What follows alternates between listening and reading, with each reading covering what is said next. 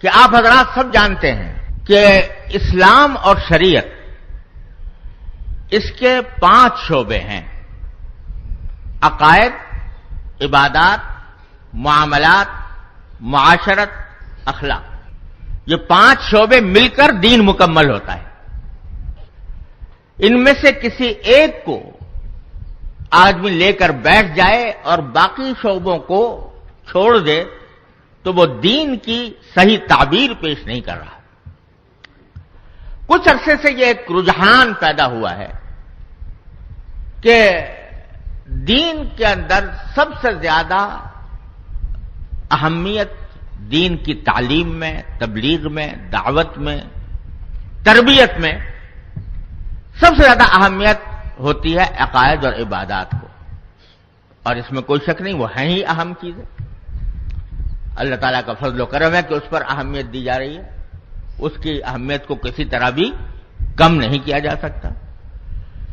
لیکن باقی جو شعبے ہیں 3: معاملات، معاشرت اور اخلاق، ان کی طرف توجہ نہ ہونے کے برابر ہے.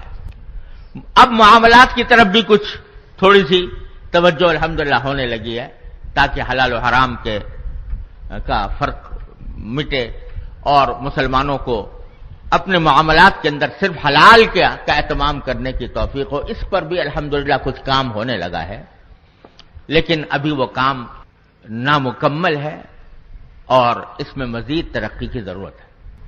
لیکن 2 شعبے یعنی معاشرت اور اخلاق یہ ایسے ہیں کہ ان میں ہماری توجہ، اگر یہ کہا جائے تو شاید مبالغہ نہ ہو کہ نہ ہونے کے برابر ہے.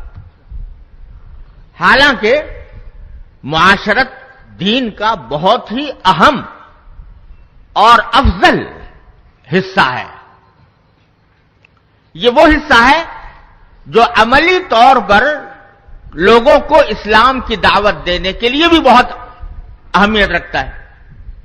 یعنی معاشرت اگر اچھی ہوگی تو جو اسلام سے دور ہیں وہ بھی یہ دیکھیں گے کہ ان لوگوں کی معاشرت پرکشش ہے، ان کے اندر نظم و ضبط ہے، ان کے اندر ترتیب ہے وغیرہ وغیرہ. تو اس سے لوگوں کو اسلام کی طرف رغبت بڑھے گی اور بڑھتی رہی ہے. ماضی میں تاریخ ہماری اس بات کی شاہد ہے. تو اس کی وجہ سے لوگوں کو اسلام کی طرف رغبت ہوتی ہے. لیکن اگر معاشرت میں خرابیاں ہوں،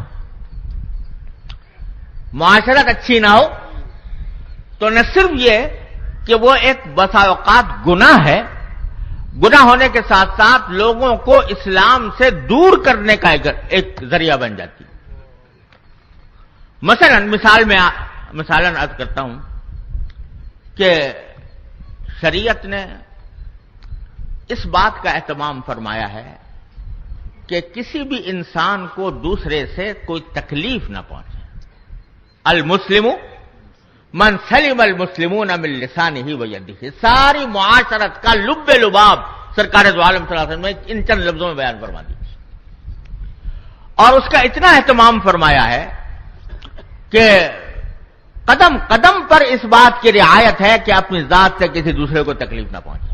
میں عرض کیا کرتا ہوں کہ مسجد میں جماعت سے نماز پڑھنا کتنی فضیلت کی بات ہے اور کتنی اس کی تاکید فرمائی گئی ہے. یہ فرمایا گیا ہے کہ سرکار دو عالم صلی اللہ علیہ وسلم نے ارشاد فرمایا کہ جو لوگ مسجد میں جماعت کے لیے نہیں آتے میرا دل چاہتا ہے کہ ان کے گھر جا کر جلا دوں. لیکن یہ فرمایا گیا کہ اگر کوئی شخص ایسا ہے جس کی کوئی ایسا بیمار ہے کہ اس کے جسم سے بدبو آتی ہے اور اگر وہ کہیں جا کر جماعت میں کھڑا ہوگا تو لوگوں کو بدبو آئے گی، تو اس کے لیے جماعت میں جانا جائز نہیں، گھر میں بیٹھ کے نماز پڑھے. کیوں؟ جماعت کی فضیلت کو چھوڑ دے، اس لیے چھوڑ دے کہ میری ذات سے کسی کو تکلیف نہ پہنچے.